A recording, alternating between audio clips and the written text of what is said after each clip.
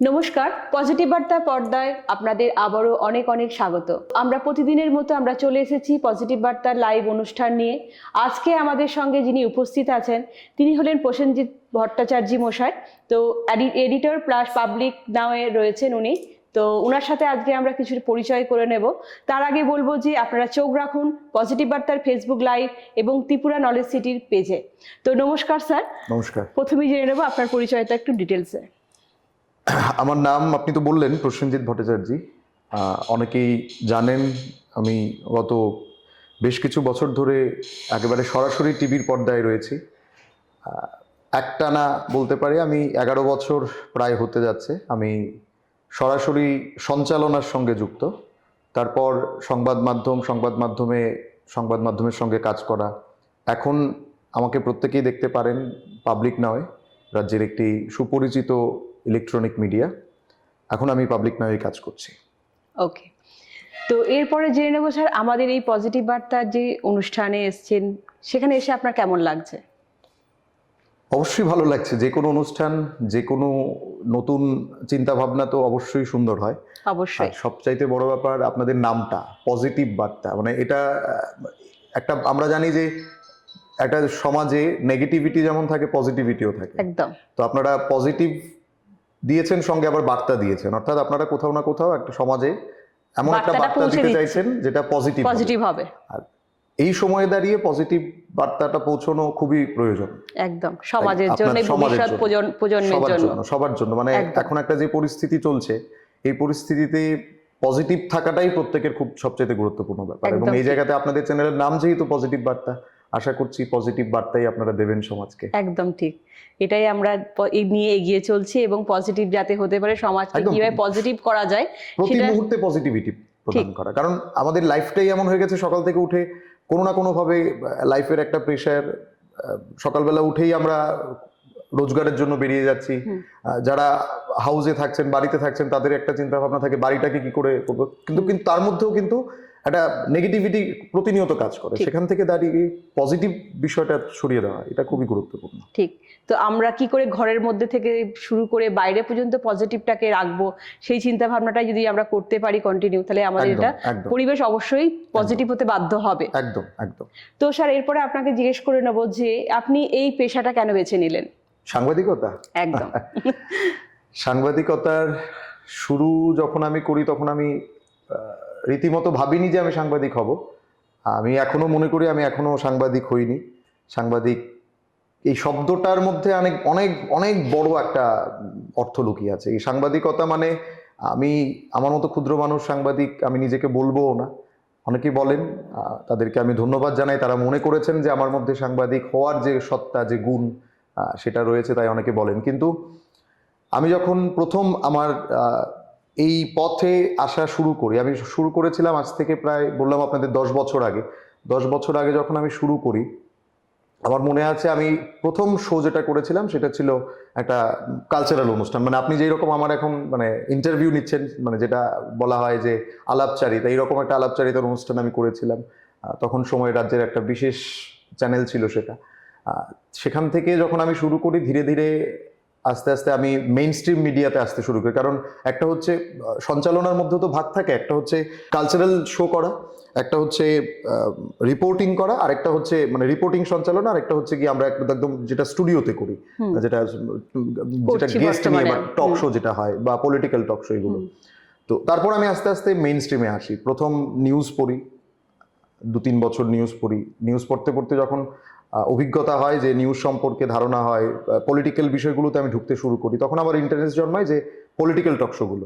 তখন আমি মানে মূলত আমি ন্যাশনাল মিডিয়াগুলো দেখতাম, যেগুলো কলকাতার বাইরে বোম্বের যে চ্যানেলগুলো, সেগুলোকে দেখে পলিটিক্যাল এগুলোতে আমার ইন্টারেস্ট জন্মায়। তখন আমি আস্তে আস্তে ওইগুলো নিয়ে চর্চা করি, আস্তে আস্তে সেগুলো নিয়ে কথা বলা শুরু করি, আরো ভেতরে গিয়ে ডেপথে গিয়ে জানার চেষ্টা করি। এবং মনে হলো যে না, সাংবাদিকতা করেও থাকা যায়। এবং আমি মানে যদি আপনাদের বলি, আমি পড়াশোনা বা এডুকেশন একজন ইঞ্জিনিয়ার, আমি ডিপ্লোমা করেছি, তারপর ডিগ্রির জন্য গেছিলাম, যাই হোক পরে ডিগ্রিটা হয়নি। কিন্তু আস্তে আস্তে এখন আমি আবার মাস কম করছি, জার্নালিজমটা আরো বেশি জানার জন্য চেষ্টা করছি। কিন্তু ইঞ্জিনিয়ারিং করার পরে আমি আমি জানতাম যে একটা ভালো চাকরি অনেক পেশার চাকরি হয়, কিন্তু ত্রিপুরা রাজ্যে মিডিয়ার এখনো যদি আমরা বলি, আমরা এখনো কিন্তু শৈশবে আছি, এখনো আমরা যুবক হইনি।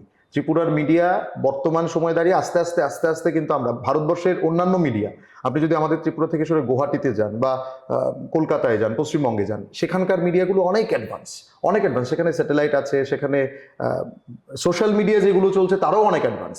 তো আমাদের অ্যাডভান্সটা আমরা কিন্তু আস্তে আস্তে হচ্ছি, কারণ আমাদের একে তো আমরা প্রত্যন্ত রাজ্য, আমাদের রাজ্যে অনেক কিছুরই সমস্যা আছে। সেই জায়গা থেকে শুরু করে রাজ্য সরকার, বর্তমান সরকার যেভাবে আমাদের সহযোগিতা করছেন, সেই সহযোগিতাকে নিয়ে আমরা যখন এগিয়ে যাচ্ছি, আমার মনে হচ্ছে আমাদের ত্রিপুরার মিডিয়ার ভবিষ্যৎ অনেক সুন্দর হবে। কারণ আমি যে স্টেজটা দেখেছি, আমার আগে তো আরো মানে আমি বলতে পারি, আপনারা নাম শুনেছেন, সুবল কাকুর নাম শুনেছেন, আপনারা সানিদ দেবরায়ের নাম শুনেছেন, আপনারা আরো অনেকের নাম শুনেছেন। তারা তো অনেক দিন কাজ করে গেছে, তারা যে সময়টা পেয়েছে, এবং আমি ঠিক তাদের যখন সান্নিধ্যে এসেছি তখন মনে হয়েছে আমার যে মানে সাংবাদিকতা এমন একটা জায়গা যেখানে পয়সা না থাকলেও মন খুলে কাজ করা যায়, কথা বলা যায়, মন খুলে মানুষের কথাগুলো বলা যায়। দ্বিতীয়ত হচ্ছে গিয়ে সাংবাদিকতা একটা নেশা, এটা একটা নেশা। মানে অনেকে স্মোকিং করে, অনেকে স্মোক করে, অনেকে ড্রিঙ্ক করে, কিন্তু সাংবাদিকতা এমন একটা জিনিস, আপনি আমাদের রাজ্যের যে কোনো সাংবাদিককে জিজ্ঞাসা করুন যারা ফিল্ডে কাজ করে, আমি ফিল্ডে থাকি, আমি হাউসেও থাকি, ফিল্ডেও থাকি, কিন্তু যারা ফিল্ডে থাকে তাদেরকে জিজ্ঞাসা করুন, হয়তো তারা বলবেন যে আমাদের রোজগার হয়তো বা সেই রকম কিছু নয়, একটা আহামরি আমরা কিছু রোজগার করছি না, কিন্তু তারপরেও একটা শান্তি আছে, দিন শেষে একটা শান্তি, দিন শেষে এইটুকুনি মনে হয় যে না, এটা রক্তে মিশে যাওয়ার কোনো একটা নেশা। বাহ, খুব সুন্দর। তো সেই জায়গা থেকেই সাংবাদিকতা। একদম। তো স্যারকে এবার আমরা নেক্সট স্যারের কাছ থেকে জেনে নেবো যে সাংবাদিকতা শুরু হওয়ার পিছনে কি কোনো বিশেষ আপনার অনুপ্রেরণা ছিল? অনুপ্রেরণা ওই যে মানে বললাম না, মানে ধীরে ধীরে তো আমি সরাসরি ইনভলভ আমি কোনোদিনই কিন্তু মানে একদম প্রথম দিকে যে অনেকে আছে যে একদম ডিরেক্ট আসার পরেই নিউজ নিয়ে বসে যায়, মানে নিউজ আমি টকশো করলাম, খবর পড়লাম, এরকম না। আমি প্রথম শুরুটাই করলাম কালচারাল প্রোগ্রাম কম্পেয়ারিং দিয়ে। মানে ধরুন কোনো একজন গান করেন, ওনারকে আমি ইন্টারভিউ করছি যে আপনি কেন গানে, মানে আপনি যে প্রশ্নগুলো আমাকে এখন করছেন আমি এই প্রশ্নগুলো করতাম। তো এইভাবেই মানে শুরু হওয়া। তারপর আস্তে আস্তে মনে হলো যে আমি নিউজের দিকে যাব। হ্যাঁ, অনুপ্রেরণা তো অবশ্যই আছে, বাইরের বিভিন্ন চ্যানেলের সঞ্চালক, আমি বলতে পারি পাপিয়াদি আছে, এবিপি আনন্দের সুমন দে, যাকে আমরা প্রতিনিয়ত টিভির পর্দায় দেখি। মানে আমার মধ্যে প্রায় সময় আমার একটা ছোট্ট গল্প আছে, আমি যখন ছোট ছিলাম আমার বাবা আমাকে মানে তখন আমাকে টিভি দেখতে দিত না, মানে বলতো খালি মানে পড়তে হবে। তো টিভির রিমোট কি করতো, বাবা লুকিয়ে যেত। তো একটা চ্যানেলই টিউন করা থাকতো টিভিতে, সেটা হচ্ছে এবিপি আনন্দ। তো মানে বাধ্য হয়ে আমাকে এবিপি আনন্দই দেখতে হতো, মানে না এটাকে আমি সুইচ করে অন্য কোনো চ্যানেলে যেতে পারতাম, কোনো কার্টুন দেখতে পারতাম, তো বাধ্য হয়ে এবিপি আনন্দ। তো এবিপি আনন্দ দেখতে দেখতে দেখতে দেখতে মানে মনে হলো যে না, আমি নিউজ দেখবো, শুধু নিউজ, ওই ঢুকে গেল যে আমি নিউজ পড়বো। আর সুমন স্যার তো খুবই সুন্দর পরিচালনা করেন, মানে ওনার মতো হয় না। হ্যাঁ, ঠিক, বাংলা সংবাদ মাধ্যমে উনি হচ্ছেন একমাত্র, মানে এই মুহূর্তে আমি বলতে পারি উজ্জ্বল নক্ষত্র। ঠিক, একদম। ওইখান থেকেই অনুপ্রেরণা। তারপর তো আরো আছে, আমি বললাম পাপিয়াদি আছে, টিভির পর্দায় মৌপিয়াদিকে দেখি, আরো অনেকেই আছেন, তাদের অনুপ্রেরণা নিয়ে আমার পথ চলা। তো নেক্সট স্যারের কাছে যাব যে প্রশ্নটা নিয়ে, সেটি হলো আপনার সাংবাদিক জীবনের সব থেকে স্মরণীয় মুহূর্ত কোনটি? স্মরণীয় মুহূর্ত মানে এটা কি কাজের ক্ষেত্রে না, মানে আপনার জীবনের স্মরণীয়, যেটা আপনার জীবনকে খুব দাগ কেটে গেছে, এরকম ভাবে কিছু একটা? দাগ কেটে যাওয়ার মধ্যে বিভিন্ন নিউজ আছে। আমি নিউজের ক্ষেত্রেই বলবো, যেহেতু আমি নিউজম্যান, আমাকে বলতে হবে বিভিন্ন স্টোরিগুলো যখন আমরা করতে যাই। আমাদের প্রথম তো যেমন আমি আপনাদের বলি, আমাদের এখানে কিছুদিন আগে একটা ঘটে গেছে আমবাসার দিকে একটা ঘটনা, যে ঘটনাটা আমি কভার করতে যাই একমাত্র সাংবাদিক হিসেবে, প্রথম ইলেকট্রনিক মিডিয়ার নিউজম্যান হিসেবে, রিপোর্টার হিসেবে আমি যাই। আমার মনে আছে মানে তখন ওই গ্রামটাতে ঢুকতে প্রত্যেকে ভয় পাচ্ছিলেন। নিউজ ভেতরের খবরগুলো আমরা জানছিলাম না যে কি হচ্ছিল, কি হয়েছিল এক্স্যাক্টলি ঘটনাটা। তারপর মনে হলো যে না, আমি যাব। আমি তখন গিয়ে ওইখানকার যিনি এসপি আছেন, ধলাইয়ের এসপি, ওনার সঙ্গে কথা বলি। উনি আমাকে সহযোগিতা করেছেন, স্কট দিয়েছেন, যাই।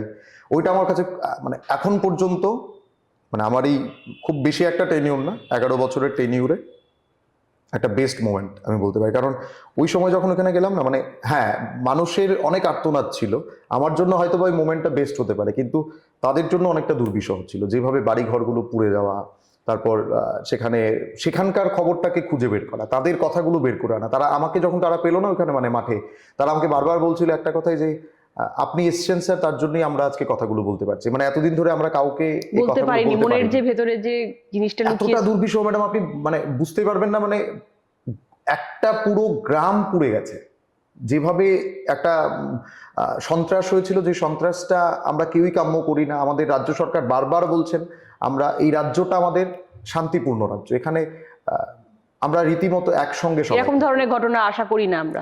আশা করি না, কারণ রাজ্যের মুখ্যমন্ত্রী বারবার বলছেন সব ধরনের সহযোগিতা রাজ্য সরকার দিচ্ছে। তো সেই জায়গা থেকে দাঁড়িয়ে এই ঘটনাগুলো বিশেষ করে একজন সাংবাদিক হিসেবে আমাদের নিউট্রালি দেখতে হয়।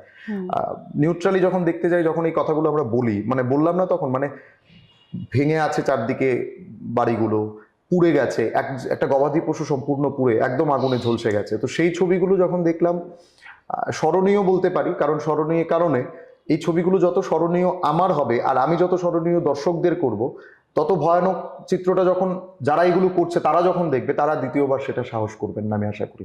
আর জানি না পরে ভবিষ্যতে এটা আবার হবে কিনা, বা এটাকে যদি কেউ করে তারা তো এরপরে আমি বলবো মানুষ না।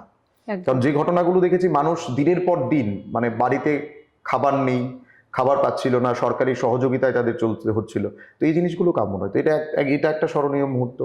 আর এমন কোন যে আনন্দের মুহূর্ত, যেটা আনন্দের মুহূর্ত হচ্ছে গিয়ে মানে আনন্দের মুহূর্ত সংবাদ মাধ্যমে সব সময়, মানে আজকেও এটা আমার জন্য আনন্দের মুহূর্ত। আপনার সঙ্গে কথা বলছি, আপনাদের চ্যানেলে এলাম, আপনাদের চ্যানেলে কথা বলা। আর আনন্দের মুহূর্ত হচ্ছে বিভিন্ন যখন প্রধানমন্ত্রী আসেন, একসঙ্গে সবাই মিলে যাওয়া, নিউজ কভার করা। আমার মনে আছে এখনো প্রিয়াঙ্কা গান্ধী আসবে রাজ্যে, আমরা একটা জাস্ট মানে থাকে না সাংবাদিকরা সবাই এক সাইডে, মানে এক সাইডে আমরা যখন যাবো এয়ারপোর্টে, তখন আমাদেরকে একটা মানে গাড়ি দেওয়া হয় বিভিন্ন সময়। আমাদের এতটুকুনি বলা থাকে, যখন যদি কোনো একটা দূরে প্রোগ্রাম হয়, যেই পার্টিরই প্রোগ্রাম হোক, তারা আমাদের গাড়ি দেয়। তো আমরা গাড়ি করে সেখানে যাই। তো ওই মুহূর্তগুলো সবচেয়ে বেশি মোমেন্ট। আর আরেকটা মোমেন্ট হচ্ছে আমার মনে হচ্ছে টাটা এজ, মানে যেগুলো আমরা বলি ছোটা হাতি গাড়ি, এই গাড়িতে একসঙ্গে আমরা 15-20 জন উঠলাম, তারপর আমরা সবাই হুট খোলা গাড়ি, আমরা এয়ারপোর্টের দিকে রওনা হলাম। ওইগুলো একটা বেস্ট মোমেন্টের মধ্যে একটা বেস্ট মোমেন্ট। প্রত্যেকটাই মোমেন্ট বেস্ট। আচ্ছা, প্রত্যেকটা মোমেন্ট খুব সুন্দর। এরকম ভাবেই মানে আপনি আপনার সাংবাদিক লাইফটা আনন্দে কাটিয়ে যান। সাংবাদিকতার প্রত্যেকটা মোমেন্ট বেস্ট। মানে আমি তো এমন বলবো যে যারা এখনো সাংবাদিকতায় আসতে চায়, এভরিওয়ান ইজ মোস্ট ওয়েলকাম। মানে এই প্রফেশনটাই একমাত্র প্রফেশন যেখানে আপনি মন খুলে বাঁচতে পারবেন। জানি প্রত্যেকে, যারা ডাক্তারি করছে, যারা ইঞ্জিনিয়ারিং করছেন, মনের কাছ থেকে স্পষ্টবাদী। হ্যাঁ, মানে স্পষ্টবাদিতা হচ্ছে কি, আমি পরের স্টেজে বলবো। আগে হচ্ছে আমাকে বুঝতে হবে যে আমার মনের কাজ কোনটা, আমার মন কোনটা চাইছে। এখন ধরুন আমি ইঞ্জিনিয়ারিং করেছি, আমার বিন্দু মাত্র ইচ্ছে ছিল না ইঞ্জিনিয়ারিং করা। আমি মাঝপথে ইঞ্জিনিয়ারিং ছেড়ে আমি সাংবাদিকতায় এসেছি। কারণ কি, মানে আমার মনে হচ্ছে এখানেই আমার মানসিক শান্তি। রোজগার কম হবে, সবকিছু ঠিক আছে, কিন্তু মানসিক শান্তিটা আমি পাবো। মানে কাজ করার আনন্দ পাবো, খবর নিয়ে থাকবো, খবর নিয়ে কথা বলবো, এইভাবে আপনাদের সঙ্গে কথা বলতে পারবো, এটার মধ্যে একটা অন্য মানসিক শান্তি। হয়তো আমি এটা ইঞ্জিনিয়ারিং এ পেতাম না, কিন্তু যারা আবার ইঞ্জিনিয়ার, যারা ডাক্তার, তাদের কাছে ইঞ্জিনিয়ারিংটাই সবচেয়ে মানে বেস্ট জায়গা। যারা ডাক্তার, তারা রোগী ভালোবেসে, মানে আমি এটাকে ভালোবাসি। তাই এটা প্রত্যেকটা মোমেন্ট, প্রত্যেকটা মিনিট সাংবাদিকতা। যখন আমি সকালবেলা উঠে, আমি দুপুরবেলায় উঠি, সকালবেলা উঠতে পারি না, দুপুরবেলায় অফিসে আসি, আমার ওই প্রত্যেকটা মিনিট আমার কাছে মোমেন্টটা। ঠিক, খুব ভালো। তো এরপরে আমরা স্যারের কাছে চলে যাব, যে কখনো কি এমন মনে হয়েছে যে কোনো কারণে আপনি হুমকি বা চাপের মুখে পড়তে হয়েছে এই লাইনে কাজ করতে গিয়ে? প্রচুর। মানে এটা হয়, আমি জানি না। আমি একটা ছোট্ট এক্সাম্পল দিচ্ছি। মানে আমি এখন হয়তো বা আমি একটা চ্যানেলের এডিটার, ওই চ্যানেলটাকে আমি রান করছি পাবলিক নাও, এখন জাস্ট রিসেন্ট 5 ইয়ার্স আমি এটা শুরু করেছি। কিন্তু এর আগে তো আমি কোনো একটা চ্যানেলের কর্মচারী ছিলাম। মানে আপনি যখন এখানে আপনি অ্যাঙ্কারিং করছেন, ওইখানেও আমি অন্য একটা চ্যানেলে অ্যাঙ্কারিং করতাম। কিন্তু সবার একটা পার্সপেক্টিভ থাকতো। যখন একটা নিউজ হতো, ধরুন মানে নিউজটা কোনো না কোনোভাবে কোনো একটা ব্যক্তির বিরুদ্ধে গেছে, ধরুন এই ব্যক্তিটা কোনো একটা পলিটিক্যাল হোক, নন পলিটিক্যাল হোক, কোনো অন্য কোনো সমাজের হোক, উনি কি করবেন, মানে উনি ভাবেন যে খবরটা পড়ছে, ধরুন আমি খবরটা পড়ছি, হয়তোবা আমি এই খবরটাকে করেছি, বা আমি এই গোটা খবরটার পেছনে হয়তোবা আমি একমাত্র কাণ্ডারি। তো এইরকম হয়েছে যে আমি খবর পড়ে বাড়িতে গেছি, আমার কাছে ফোন এসছে, এই খবরটা পড়লি কেন, বা এই খবরটা কেন গেছে, বা কেন এই খবরটা করলাম। তো বললাম আমার এটা কাজ, মানে আমি দিন শেষে, আমি মাস শেষে আমি বেতন পাবো। ঠিক। এখন হয়তোবা আমি একটা চ্যানেলের এডিটার, আমি চ্যানেলটা, কিন্তু আমার প্রশ্ন হচ্ছে এটা হবেই বা কেন? কেউ যদি ভুল করে, ভুলটা দেখানো তো সাংবাদিকের দায়িত্ব। একদম তাই। এটা হয়েছে, মানে এইরকম পেয়েছি। তাছাড়া নর্মালি তো বিভিন্ন জায়গায় গিয়ে, আমি কিছুদিন আগেও, আমি না শুধু, আমার সঙ্গে আরো 4-5 জন সাংবাদিক আক্রান্ত হয়েছিল। এগুলো হয় সাংবাদিকতার মধ্যে, এগুলো খুব রিস্ক স্বাভাবিক। থাকেই এবং হুমকি থাকেই। রিস্ক থাকে, হুমকি থাকে, ঠিক। এগুলো নিয়েই চলি। কি আর হবে বড় জোর। ভালো লাগে, ভালো লাগে, মজার। মানে যারা হুমকি দিচ্ছে আমি অনেক সময় ওদেরকে বলি, মানে ওদের ওদের জায়গাটা ফিল করি। স্বাভাবিক, আমার বিরুদ্ধে যদি নিউজ হয়, আমার বিরুদ্ধে যদি কোনো খবর হয়, আমি হয়তো বা খানিক সময় রাগ করব, কিন্তু আমার মনে হচ্ছে এখন প্রবণতাটা একটু বাড়ছে। মানে এই প্রবণতাটা, আমার কিছুদিন আগেও আমাদের রাজ্যে একজন সাংবাদিক আক্রান্ত হয়েছে, তো এই প্রবণতাটা প্রত্যেকের মধ্যে কমিয়ে আনতে হবে। এটার পেছনে আমি বলবো কোনো না কোনোভাবে, কোথাও না কোথাও আমরাও দায়ী। আমরাও কোনো না কোনোভাবে কোথাও না কোথাও যারা এই কাজগুলো করছেন, সাংবাদিকতা করছে, আমাদের আরেকটু সংবেদনশীল হওয়া উচিত, আমাদের আরেকটু বোঝা উচিত বিষয়গুলোকে। বিশেষ করে সাংবাদিকতার একটা মূল জিনিস থাকে যে হ্যাঁ, আমার সামনে যদি কোনো একটা অ্যাক্সিডেন্ট হয়, আমরা নিউজটা কভার করব, কিন্তু তার আগেও কিন্তু আমাদের মানবিক দিকটা থাকতে হবে। এখন একটা অ্যাক্সিডেন্ট হলো, আমি দেখতে পাচ্ছি যে লোকটাকে আমি নিউজটা না করে, লোকটাকে যদি আমি একটা গাড়িতে, অ্যাম্বুলেন্সে করে বা গাড়িতে করে আমি হসপিটালে পাঠাই, লোকটা বেঁচে যেতে পারে। আমার সামনে অ্যাক্সিডেন্ট, আমি হয়তো এটাকে এক্সক্লুসিভ করতে পারি, মানে আমি যে কোনো ঘটনা এটাকে আমি এক্সক্লুসিভ করে দিতে পারি, কিন্তু আমি জানি যদি আমি ভিডিওটা পরে করি, আগে যদি আমি লোকটাকে পাঠাই, তাহলে আমার আগে কাজটা করা দরকার। মানবিকতাটা আমার আগে। আগে তো আমি মানুষ, আপনি মানুষ, আমি মানুষ, যারা আমরা নিউজে আছি আমরা প্রত্যেকে মানুষ আগে।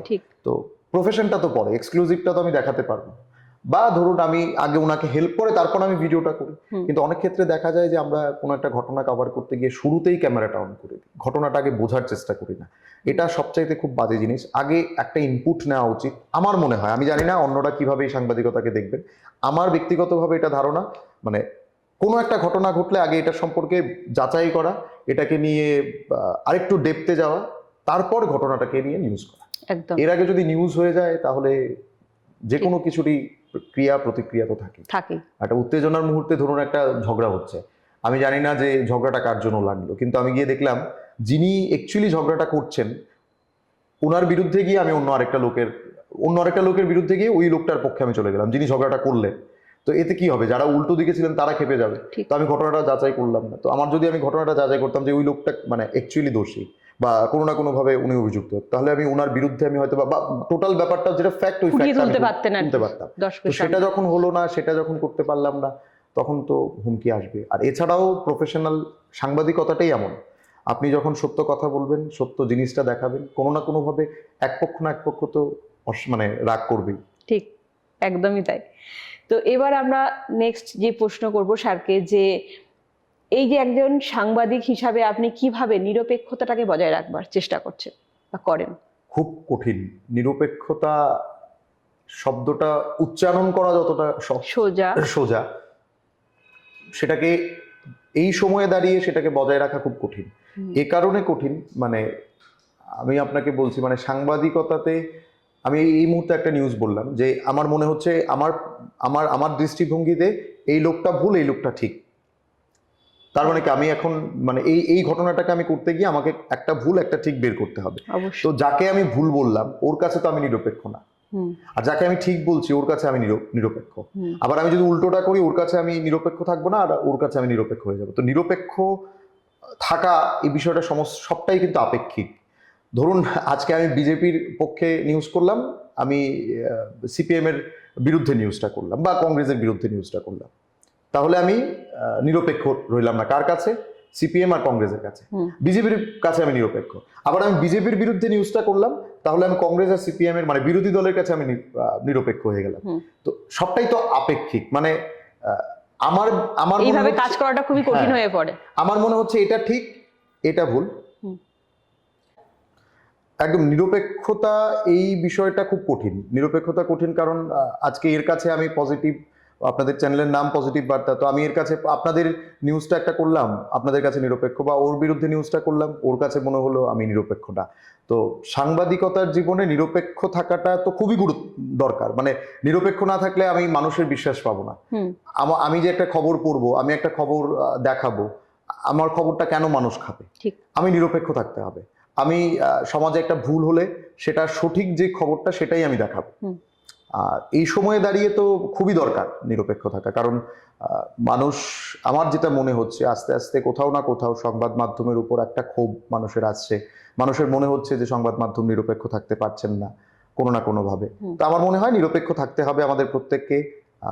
নিরপেক্ষ থেকে সমাজের একদম নিচু স্তর থেকে গ্রাসরুট লেভেল থেকে উপরের শ্রেণী পর্যন্ত সবার খবরটা তুলে ধরা একটা সাংবাদিক, একটা আইডিয়াল সাংবাদিকের মূল কর্তব্য। ঠিক, একদম। তো এরপরে আমরা স্যারের কাছে আরো প্রশ্ন নিয়ে এগিয়ে যাব। তো বর্তমানে মিডিয়া পরিস্থিতি নিয়ে কি মতামত আপনার? মিডিয়া পরিস্থিতি ত্রিপুরা না জাতীয় স্তর? আমরা যেহেতু ত্রিপুরায় থাকি, ত্রিপুরাতে বলবো, ত্রিপুরা। কিছুটা জাতীয় স্তরেও বলে দেবেন। আচ্ছা আচ্ছা, তাহলে আমাকে বলতে হচ্ছে আমি আমি আমি একটু যেটা আমি শুরুতে বললাম, মানে আমাদের ত্রিপুরার মিডিয়া এখনো কোথাও না কোথাও শৈশবে আছে, এখনো আমরা যুবক হইনি। আমি এই পার্সপেক্টিভেই বলবো আমাদের মানে ভারতবর্ষের মিডিয়া অনেকটা এগিয়ে গেছে। আপনি আজকে একটা ঘটনা ঘটলো, মানে আমার মনে আছে, আমার এখনো মনে আছে, আমি লাস্টের দিকে এই জিনিসটা পেয়েছিলাম। আমি যখন শুরু করি মানে তখন এই পোর্শনটা শেষ, মানে আমি একটা ফেজ পেয়েছি, তারপর আরেকটা ফেজে ঢুকেছি।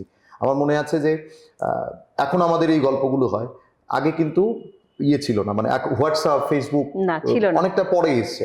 তো হোয়াটসঅ্যাপ আসার পরে কি হয়েছে, ধরুন আমাদের এখন আমবাসায় কোনো একটা ঘটনা ঘটেছে, ধর্মনগরে একটা ঘটনা ঘটেছে, ধর্মনগরের ঘটনাটা কিন্তু আমরা উইদিন 5 মিনিটস আমি আমার অফিসে পেয়ে যাচ্ছি। আর আগে কি হতো, আগে ধরুন ধর্মনগরের ঘটনাটা হলো, ঘটনাটা ক্যাপচার করলো, ক্যামেরাতে ভিডিও হলো, যিনি রিপোর্টার আছেন তিনি পিটিসি দিয়ে আমাদের দিলেন, তারপর কি হলো, এটা প্যান ড্রাইভ বা তখন ক্যাসেট, মানে সিডি হতো, ক্যাসেট করে এগুলোকে আগরতলার জন্য পাঠানো হতো, বাসে হোক, গাড়িতে হোক, ট্রেনে, তখন ট্রেন ছিল না, বাসে গাড়িতে পাঠানো হতো। তো তারপরে এগুলো আমাদের মূল অফিসে আসতো, মূল অফিসে এসে এগুলোকে আবার কম্পিউটারে নেওয়া, তারপর এডিট হয়ে সেগুলোর জন্য টেলিকাস্ট হওয়া। আর সেই জায়গা থেকে ভারতবর্ষের মিডিয়া কিন্তু এই যে প্যান ড্রাইভ বা সেটাকে ওয়্যারলেস, সেটাকে ট্রান্সফার করে দেওয়া, এই জিনিসটা অনেক আগে থেকে, মানে আমাদের অনেক আগে থেকে তারা সুখ পেয়েছে। তারা স্যাটেলাইট পেয়ে গেছে আমাদের থেকে অনেক আগে। আমরা টিভিতে শুরু করেছি প্রথম, আজ থেকে বোধহয় খুব সম্ভবত, আমি যদি ভুল না করি, 15-16 বছর আগে। তো ফার্স্ট টিভি চ্যানেল করা, তো যে চ্যানেলগুলো আজকে আমরা যদি এবিপি বলি, জি নিউজ বলি, আজ তাক বলি, অন্যান্য চ্যানেলগুলো তারা কিন্তু বহুত আগে জাতীয় স্তরে। তো আমরা শুরু করেছি পেছনে। তো সেই দিক থেকে দেখতে গেলে আমাদের বর্তমান পার্সপেক্টিভে যদি আমি আমার স্টেটের মিডিয়া বলি, আমরা অনেকটা লড়াই করছি। আমি ব্যক্তিগতভাবে লড়াই করছি, আমার সঙ্গে আরো অনেক রয়েছেন, আমাদের দিগ্গজ সাংবাদিকরা রয়েছেন যারা খবরের কাগজে কাজ করছেন, কেউ চ্যানেলে কাজ করছেন, কেউ সোশ্যাল মিডিয়ায় কাজ করছেন, যথেষ্ট ভালো কাজ করছেন। সেই জায়গা থেকে দাঁড়িয়ে জাতীয় মিডিয়ার সঙ্গে আমাদের ত্রিপুরার মিডিয়া এখন কোথাও না কোথাও লড়াইয়ে কাঁধে কাঁধ মিলিয়ে কাজ করছে। আর মিডিয়ার পরিস্থিতি আমি বলবো এখন ত্রিপুরাতেও খুব ভালো, জাতীয় স্তরেও আশা করি আপনারা প্রত্যেকে দেখছেন মিডিয়ার পরিস্থিতি ভালো। হ্যাঁ, কোথাও না কোথাও চাপ, প্রতিচাপ বা এরকম ইত্যাদি একাধিক বিষয় থাকে, সেগুলোকে উতরে পজিটিভ থাকতে হবে। একদমই ঠিক, মিডিয়ার প্রত্যেকের পজিটিভ থাকতে হবে, পজিটিভ থেকে কাজগুলো করতে হবে এবং জীবনে এইভাবেই চলে যেতে হবে আমাদেরকে। ঠিক। তো এরপরে আমি আসবো, আপনি কি মনে করেন যে বর্তমান মিডিয়াতে তথ্য বিকৃতি বা পক্ষপাতিত্ব কি বেড়ে গেছে? তথ্য বিকৃতি শব্দটাকে আমি বলতে পারি ইয়েলো জার্নালিজম। একটা শব্দ, আমি যখন জার্নালিজম পড়ছি আমাদের একটা শব্দ বলা হয় ইয়েলো জার্নালিজম। মানে ধরুন ঘটনাটা ঘটেছে এবিসি, ঘটনাটাকে বলা হচ্ছে ডিইএফ। তো এই যে একটা বিস্তর ফারাক হয়ে যাওয়া, কোথায় এবিসি কোথায় ডিইএফ হয়ে যাওয়া, মানে একটা চেঞ্জ ঘটলো। অ্যাক্সিডেন্ট বললাম এটাকে মানে কি বলে, সন্ত্রাস। তো দুর্ঘটনা সন্ত্রাসের মধ্যে তো অনেক তফাৎ, তো তথ্য বিকৃতি তো হয়। এবার এটাতে কি হয়, অনেক সময় মিসকমিউনিকেশন হয়। আমি এটা কারণ একটা খবরের কাগজে বা খবরের চ্যানেলে সারাদিন তো প্রচুর খবর আসে, খবরগুলো যাচাই করার জন্য ম্যান পাওয়ার লাগে।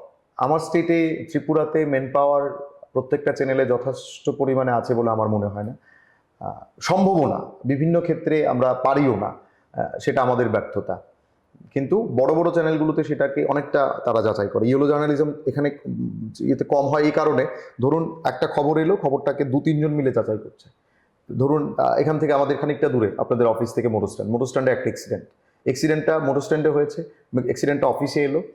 এবার 3-4 জন মিলে নিউজটাকে দেখবে। প্রথম যিনি আনলেন উনি বলে দেবেন উনার মতো করে যে একটা বাইক, একটা গাড়ি, মুখোমুখি সংঘর্ষ। তারপর আরেকজন যিনি দেখবেন উনি আরো বের করবেন যে কজন মারা গেল, কজন আহত হলো, কজন কোনো রক্তপাতের কোনো সম্ভাবনা আছে কিনা, অ্যাক্সিডেন্টটা কেন হলো, তার মূল বিষয় কি, সেগুলো মানে সবগুলো বিষয় দেখা। তো এখানে তথ্য বিকৃতি হয় না। যখন অনেকগুলো লোক একটা টিমে কাজ করবে, তথ্য বিকৃতি হওয়ার সম্ভাবনা থাকে না। তারপরেও হয়তো বা ছোটখাটো পয়েন্ট এদিক সেদিক হয়ে থাকে। মেজর তথ্য বিকৃতি তখন হয়ে যায় কোনো ধরুন ব্যতিক্রমী নিউজ থাকলো, যেটা সম্পর্কে আমার কোনো আইডিয়া নেই, ধরুন আমাদের ত্রিপুরায় আমি খবরটা করছি, খবরটা ঘটলো রাজস্থানে, তো রাজস্থানের ঘটনাটা আমার নির্ভর করতে হচ্ছে কোনো একটা ন্যাশনাল মিডিয়ার উপরে। তো ন্যাশনাল মিডিয়ার নিউজটা যখন আমি আমার স্টেটে করব, নিয়ে করব, তখন আমি কিন্তু সম্পূর্ণ তথ্যটা জানি না। তো কোনো না কোনো ভাবে একটা যদি মিসকমিউনিকেশন ঢুকে যায়, একটা যদি ওয়ার্ড এরকম ঢুকে যায়, ধরুন ঘটলো কোনো একটা হাসপাতালে আগুনের ঘটনা, তো আমি কোনো না কোনো ভাবে নিউজটা পড়লাম যে কেউ এই হসপিটালটাতে আগুন লাগালো, একটা হচ্ছে লাগিয়ে দেওয়া, একটা হচ্ছে শর্ট সার্কিট হওয়া। তো আমি বললাম যে অগ্নিসংযোগ ঘটেছে, কেউ অগ্নিসংযোগ করেছে, কারণ আমি সম্পূর্ণ তথ্যটা জানি না, কোনো না কোনো ভাবে আমি লিখতে গিয়ে ওই রকম লিখে দিলাম। এই তথ্যটাই যখন খবরে প্রকাশ পাবে, তো ত্রিপুরার মানুষ বুঝতে পারলো কি যে রাজস্থানের ওই হসপিটালে আগুন কেউ লাগিয়ে দিয়েছে, কিন্তু অরিজিনাল ঘটনাটা কি, শর্ট সার্কিট হয়েছে। তো ওইটা তথ্য বিকৃতি হলো। তো ওই ধরনের কিছু তথ্য বিকৃতি হয়। এছাড়া বিশেষ তথ্য বিকৃতি হওয়ার ক্ষেত্রে তো সম্ভাবনা থাকে, যদি ম্যান পাওয়ার বেশি থাকে তথ্য বিকৃতি কম হবে, ম্যান পাওয়ার কম থাকলে তথ্য বিকৃতি বেশি হবে। ঠিক, একদমই তাই। তো নেক্সট আমরা আবার চলে যাব নেক্সট প্রশ্নতে। তো সোশ্যাল মিডিয়ার প্রভাব সাংবাদিকতার উপরে কিভাবে পড়ছে বলে আপনি মনে করছেন? খুব বেশি। এখন তো সোশ্যাল মিডিয়া সব, মানে আমি জানি না, এখানে সোশ্যাল মিডিয়া বলি, কিন্তু আমরা সাংবাদিকতা আর সোশ্যাল মিডিয়ার মধ্যে অনেক তফাৎ, অনেক তফাৎ। মানে আমরা এখন অনেকেই এটা জানি না, আমরা হয়তো বা ফেসবুকে একটা পেজ খুলে নিচ্ছি, আমরা হোয়াটসঅ্যাপে একটা চ্যানেল খুলে নিচ্ছি, কি কয়েকজন লোক নিয়ে, এটাতে আমি খবর দিচ্ছি, মানে আমি সাংবাদিক। এটা কিন্তু নয়। আমি নিজেও এটা বলি যে আমরা প্রত্যেকটা মানুষ আমরা সাংবাদিক।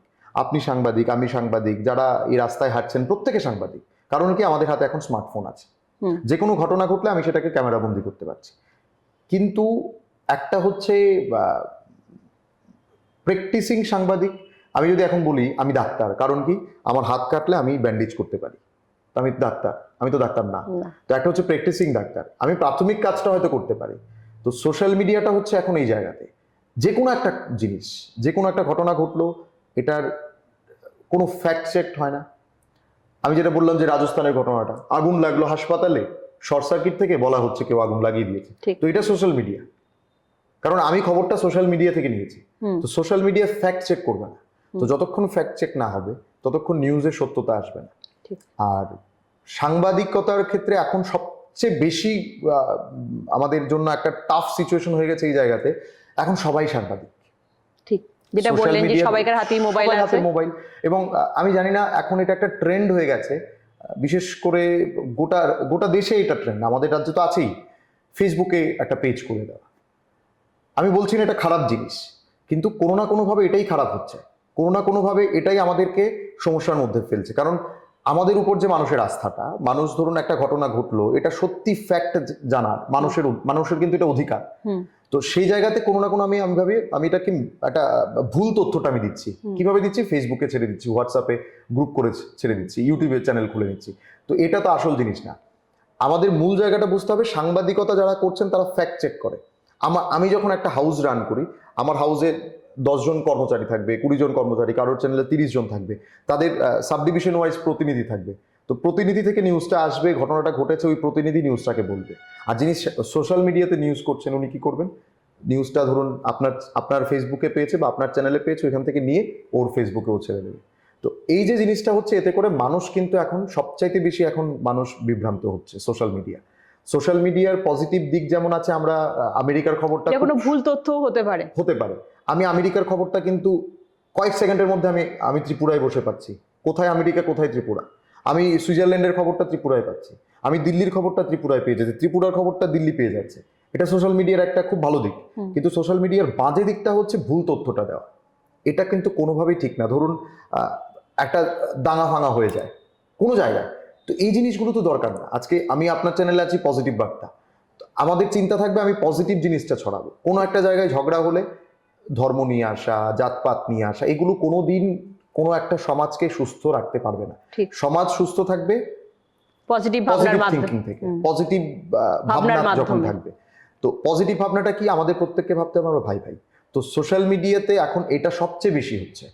ধরুন কোনো একটা জায়গায় ঝগড়া হলো, সেখানে ধর্মের গন্ধ পাওয়া, সেখানে জাতপাতের গন্ধ পাওয়া, এগুলোর আমি একদম মনে করি খুব কঠোর একটা ব্যবস্থা নেওয়া দরকার। এবং বিশেষ করে মানুষের মধ্যে এই চিন্তা ভাবনাটা এখন আনা দরকার যে সবাই আমরা এক, আমাদের শরীরের রক্ত, আগে হলো মানুষ, আমরা মানুষ, আমাদের আপনার রক্ত শরীরের রক্ত লাল, আমার শরীরের রক্ত, সবার শরীরের রক্ত আগে লাল। কবিরা বলে গেছেন। হ্যাঁ, তো সেই জায়গা থেকে দাঁড়িয়ে যে ভুল, তাকে ভুল শাস্তি হতেই হবে, কিন্তু ভুল বার্তা দেওয়াটা সবচাইতে বড় ক্রাইম এখন। একদম। মানে আমি মনে করি এখন তো সোশ্যাল মিডিয়াতে অনেক অনেক ভালো ভালো ল এসছে, অনেক ভালো ভালো আইন আছে, সেগুলো দিয়ে এই জায়গাগুলো অন্তত আটকানো দরকার। আমার ব্যক্তিগত এটা মনে হয়, কারণ আমি অনেক ক্ষেত্রে আমার মনে হয়েছে, অনেকে আমাকে বলেছে যে খবরের চ্যানেলগুলো এখন কীরকম হয়ে গেছে, মানে কোনো খবরের উচ্চারণের ক্ষেত্রে ভুল, খবর পড়তে পারছেন না ঠিক করে, উচ্চারণ করতে পারছেন না, খবরটা ঠিক মানে জানেন না যে ঘটনাটা কি, কিন্তু উনি খবর পড়তে বসে গেছেন, খবর পড়ে নিচ্ছেন।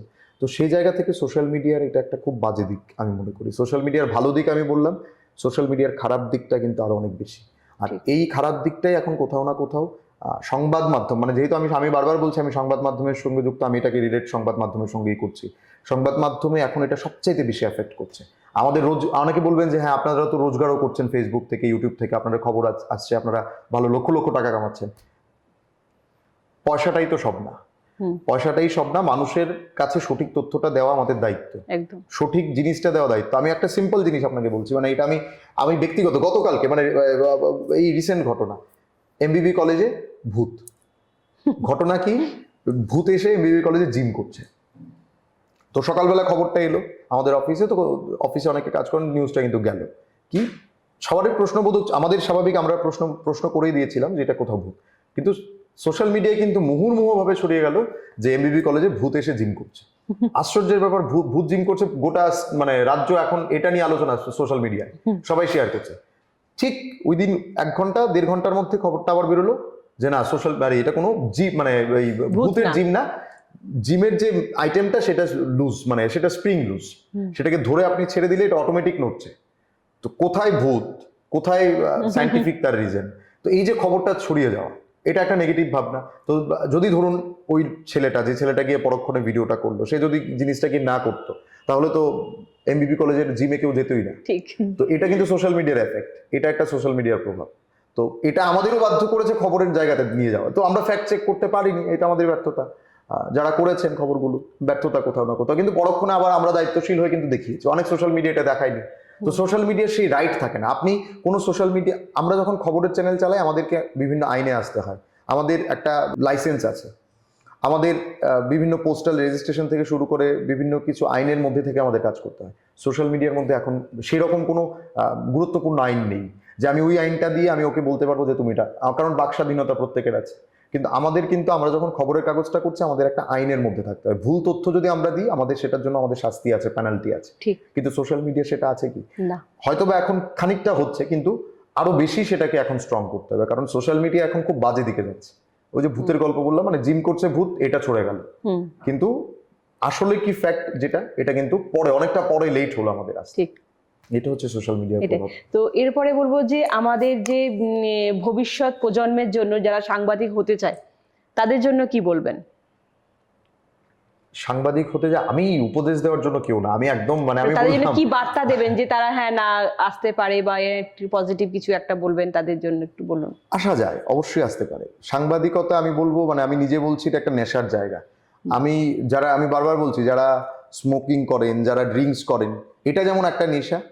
আপনি একবার সাংবাদিকতায় আসুন, আমি হলফ করে বলতে পারছি, মনোযোগ দিয়ে যদি অন্তত 1টা বছর শুধু সাংবাদিকতা করেন, আপনার রক্তে মিশে যাবে। এর থেকে বড় নেশা আর কিছু হতে পারে।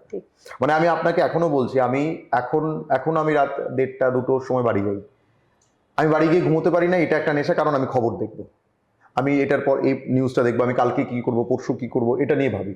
তো এটা একটা নেশা। মানে এখানে আপনি ফ্যামিলি দিকেও থাকতে পারবেন, ফ্যামিলিতে হয়তো বা মানে অনেক সময় ঝগড়া হয়, কেন বেশি নিউজ, এই সেই সমস্ত কিছু। কিন্তু সাংবাদিকতা প্রত্যেকের জন্য আমি বলবো একটা এমন জায়গা, যারা ভালোবেসে কাজ করবেন, যারা ভালোবেসে কাজ করতে চাইছেন, যারা এখনো ইউনিভার্সিটিতে হয়তো মাস কম নিয়ে পড়ছেন, বিভিন্ন কলেজে পড়ছেন, আপনারা আসুন, একবার এসে দেখুন সাংবাদিকতার কাজ কীরকম। সবকিছু পয়সা দিয়ে মাপলে হবে না, পয়সার উপরেও কিছু থাকে। সাংবাদিকতাটা আমরা, অনেকে বলেন এটাকে সমাজসেবা, আমি সমাজসেবা হিসেবেও দেখি, আমি এটাকে বিজনেসও দেখি। কারণ আমি একটা চ্যানেলের মালিক, আমি বিজনেস না করলে আমার চ্যানেলে আমি স্যালারি দেবো কি করে? স্যালারি দিতে পারবো না। তো আমি সমাজসেবা করলে আমাকে ফ্রিতে করতে হবে, সমাজসেবা মানে হচ্ছে ফ্রিতে করা। ফ্রিতে করা। তো সাংবাদিকতা করতে গিয়ে আমার বিজনেসও করতে হবে, আবার মানুষের কথাগুলোও বলতে হবে, দুটো দায়িত্ব করতে হবে। তো ইয়াং জেনারেশনের কাছে আমার একটাই থাকবে, আমিও ইয়াং জেনারেশন, আমি উপদেশ আমি অবশ্যই দেওয়ার মতো জায়গায় নেই, উপদেশ আমি দিতে পারবো না, আরো অনেক আমার থেকে বড় বড়রা রয়েছেন তারা উপদেশ দেবেন, কিন্তু আমি এটুকুনি বলবো যারা সঞ্চালনা করবেন, আমি সঞ্চালনার দিকটা খুব ভালো বুঝি, একটু ভালো করে প্র্যাকটিস করবেন। আগে উচ্চারণগুলো শেখা, উচ্চারণ আমরা জানি যে উচ্চারণের ক্ষেত্রে আমরা তো একটু ত্রিপুরায় থাকি, ত্রিপুরার ভাষাগুলি অন্যরকম। তো আমরা যখন টিভিতে কথা বলবো, আমাদের কথাগুলো কিন্তু মানুষের বুঝতে হবে। আমি যখন একটা কথা ছাড়বো, আমি যখন একটা মুখ থেকে কথা বের করব, তখন আমার ঠিক ওপারে যে মানুষগুলো বসে থাকবে সে যেন আমার কথাগুলো শুনতে বাধ্য হয়, সে যেন আমার কথাগুলো মনোযোগ দিয়ে শোনে, যে ওটা কিছু বলবে। ঠিক। আকর্ষণ করে রাখা মানুষকে, এটা কিন্তু সবচেয়ে কথার মাধ্যমে খুব গুরুত্বপূর্ণ জিনিস। মানে এই জিনিসটা এখন অনেকেই, আমি জানি আমাদের স্টেটে হয়তো বা সেরকম, আমাদের রাজ্যে এখনো মিডিয়া নিয়ে ডেভেলপড হয়নি, আমাদের কোনো সেরকম কর্মশালা হচ্ছে না, আমাদের প্রেস ক্লাব করছে, আমাদের সরকারের তথ্য সংস্কৃতি দপ্তর বিভিন্ন সময় এই ধরনের কাজগুলো করছেন, এগুলো খুব একটা ভালো দিক। তো এই যে জিনিসগুলো যদি আমরা আরো বাড়াতে পারি, ত্রিপুরার মিডিয়ার প্রতি ত্রিপুরার ছেলে মেয়েদের আকর্ষণ বাড়বে। উচ্চারণগুলো ঠিক করতে হবে, একটা ক্যামেরা ধরলে ক্যামেরার অ্যাঙ্গেলটা কোন দিকে যেতে হবে, মানে আমি একটা নিউজ দেখলাম, নিউজটাকে কোন অ্যাঙ্গেলে লিখবো, এটার জন্য কিন্তু কর্মশালা প্রয়োজন। একটা ঘটনা ঘটলে হুট করে সেটা নিউজ হয় না, সবকিছুই নিউজ না, আবার সবকিছুই নিউজ। তো সেটা সেইভাবে ভাবলে আগে দেখা, প্রপার ভাবে করা, বিষয়টার ভেতরে ঢোকা, ইনডেপথ যাওয়া, যে ঘটনাটা ঘটলো এর পেছনে কি হতে পারে, এর পেছনে কি থাকতে পারে। একটা ঘটনার পেছনে কিন্তু 3-4টা লেয়ার থাকে। একটা ঘটনা ঘটলেই সেই ঘটনাটা যেটা আমরা দেখছি সেটা ঘটনা নয়, তার পেছনে কোনো একটা কারণ থাকে, এর পেছনেও একটা কারণ থাকে। তো সবগুলো কারণ দেখে বের করে সেটাকে নিউজ করলে নিউজটা প্রপার হবে, কাজের প্রতি মানুষের আকর্ষণ বাড়বে। এবং যারা কাজ করতে আসবেন, আমি বলবো এই জিনিসগুলোর দিকে যদি আমরা আগে থেকে প্র্যাকটিস করি, কথা বলার প্র্যাকটিস করি। আমার মনে আছে, আমি প্রণব সাহা, আমার দক্ষিণীর শিক্ষাগুরু, আমি যেখানে আবৃত্তি করতাম, আমাদের বিভিন্নভাবে উচ্চারণ শেখাতে উনি, মানে আমি উনার হাত ধরেই উচ্চারণে শেখি। এবং আমি সবচাইতে বেশি, আমি আপনাকে বলছি, আমি ক্লাস 8-9 পর্যন্ত আমি এই ধরনের ছেলেই ছিলাম না যে আমি টিভিতে গিয়ে কথা বলবো বা কোনো ডিবেট শো করবো, কোনোভাবেই ছিলাম না। আমি কথা বলতে ভয় পেতাম। আমার লাইফে এমন একজন টিচার এসছেন, যাকে আমি নাম না নিয়ে পারছি না, ডক্টর মুস্তাফা কামাল। আপনারা প্রত্যেকে এই রাজ্যের অনেকেই চেনেন ওনাকে। উনি আমার পুরো লাইফটা একদিকে যাচ্ছিল, উনি টার্ন করে দিয়েছেন। ক্লাসে এসে একদিন বলছে, আমাকে দেখে বললো, এই তুই এটা রিড আউট কর। আমার এখনো মনে আছে শব্দটা ছিল হরাইবল। হরাইবল মানে খুব, মানে একটা ভয়ানক জিনিস। আমি এটাকে পড়েছিলাম হরিবল। তো উচ্চারণটা আমি ইংরেজি উচ্চারণগুলো এভাবে করতাম, HORRI এইরকম ভাবে করতাম, তো আমি এটাকে হরিবল করেছিলাম, হরাইবলটাকে হরিবল করেছিলাম, পুরো ক্লাস হেসেছে। আমি এটা গর্বের সঙ্গে বলি, আমি সেদিন সেই ভুলটা করতে পেরেছিলাম বলেই আমি আজকে আপনার সামনে বসে কথা বলছি, আমি টিভিতে বসে কথা বলতে পারছি। কারণ ওই দিন যখন পুরো ক্লাস আমার সামনে হেসেছে, তখন আমার মনে হয়েছে না, আমি এই জায়গাটা ঠিক করব। তখন স্যার বলেছিলেন ভুল হতেই পারে, হরাইবলকে হরিবল বললে যে ভুল হয়ে গেছে মারাত্মক, এমন তো কিছু নয়। তো সেদিন থেকে স্যার আমাকে একটা জিনিস দেখলেন, যে আমার ভোকালটা ভালো, আমার কথা বলাটা কোথাও না কোথাও একটু যাবে। আমাকে বললেন, তুই কাল থেকে, মানে নেক্সট ডিবেট যখন স্কুলে আসবে, তুই ডিবেট করবি। আমি বললাম, আমি কি ডিবেট করবো, আমি তো তর্ক বিতর্ক কিছুই বুঝি না, আমি কথাই বলতে পারবো না। তো উনি আমাকে ধরে ধরে শিখিয়ে দেওয়া, লাস্ট আমি ডিবেট করেছি, আমার মনে আছে পুলিশ উইকে, আমি হোল স্টেটে আমি স্টেট চ্যাম্পিয়ন। তখন ওই স্যার বলেছিলেন, আমার মনে আছে, যে আয় আমার বাঘের বাচ্চা আমার গলায় আয়। তো ওই যে কথাগুলো বলা, ওইখান থেকে ইন্সপিরেশন নিয়ে ওরা আমার জীবনটাকে সত্যি চেঞ্জ করেছে। আমি এই জায়গায় আসতে পারতাম না, প্রণব সাহা দক্ষিণীর আমার শিক্ষাগুরু আবৃত্তির, ডক্টর মুস্তাফা কামাল, ভারতী মৈত্র, নাম নিলে হয়, সাংবাদিকতার জগতে সেবক ভট্টাচার্য, আপনারা চেনেন, সানিদেব রায়, তাদের যদি হাতে কলমের শিক্ষাটা আমি না পেতাম, আমি এই জায়গাতে আসতেই পারতাম না, সম্ভবই না। তো আমি মনে করি প্রত্যেকের জীবনেই এই জায়গাগুলো শিখতে হবে। উচ্চারণের ক্ষেত্রে যারা সাংবাদিকতায় আসতেছেন, সঞ্চালনায় শিখতে গেলে আমাদের গুরুর অবশ্যই দরকার, প্র্যাকটিস মাস্ট, প্রত্যেক দিন প্র্যাকটিস করতে হবে, প্রত্যেক দিন। মানে উচ্চারণগুলো, ধরুন আমি সঞ্চালনার ক্ষেত্রে আমি বলবো, উচ্চারণগুলোকে দেখা, কলকাতার সংবাদ মাধ্যমে খবরগুলোকে কিভাবে পড়ছেন, আমরা যেরকম বলি হয়েছে, এটাকে আমরা বলতে হবে হয়েছে। তো এই যে চেঞ্জিং গুলো, এই চেঞ্জ শব্দের উচ্চারণগুলো সবচাইতে বেশি মারাত্মকভাবে আমাদেরকে শিখতে হবে। যারা সঞ্চালনার সঙ্গে, যারা ক্যামেরার সঙ্গে, তাদের ক্যামেরার অ্যাঙ্গেল বুঝতে হবে। যারা স্ক্রিপ্ট লেখেন, তাদেরকে স্ক্রিপ্ট লেখার ধরনটা বুঝতে হবে। যারা ত্রিপুরার যে দিগ্গজ স্ক্রিপ্ট রাইটার আছেন, তাদের থেকে দেখতে হবে, তাদের কাছে যেতে হবে। এলে কাজ করতে করতে প্রত্যেকেই শিখতে পারবেন। শুরুর থেকে কেউ সাংবাদিকতা পারবেন না। সাংবাদিকতাটা এমন একটা জিনিস, কোনো না কোনোভাবে এটাকে ভালোবাসতে হবে।